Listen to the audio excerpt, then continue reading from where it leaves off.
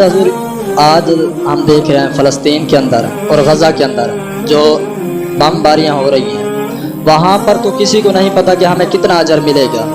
اور بھوک بھی پیاس بھی کاٹ رہے ہیں، لیکن یہاں کے جو مسلمان ہیں پاکستان کے، وہ کہتے ہیں جناب رمضان شریف آ گیا ہے تو کیا ہوا؟ تو اس بارے میں عرض کروں گا کہ اللہ تبارک و تعالیٰ کا کیا حکم ہے، اس کا اجر و ثواب کتنا ہے؟ دیکھیں، جو فلسطین والوں پہ گزر رہی ہے جی وہ بڑا کٹھن مرحلہ ہے، اور بحیثیت مسلمان ہم وہاں پہنچ کر ان کی مدد نہ کر سکے تو کم از کم ان کے اس تکلیفوں کا دکھ ہمیں محسوس کرنا چاہیے کہ حدیث پاک میں فرمایا کہ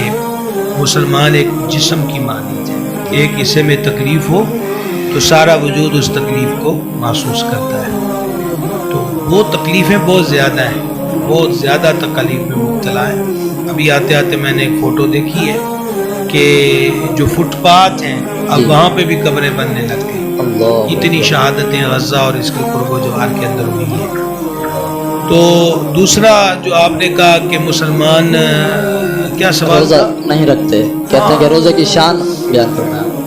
دیکھیں کتنا اجر و ثواب ہے؟ پہلی بات تو میں نے فلسطینیوں کے لیے عرض کر دی، جہاں تک یہاں مسلمانوں کی بات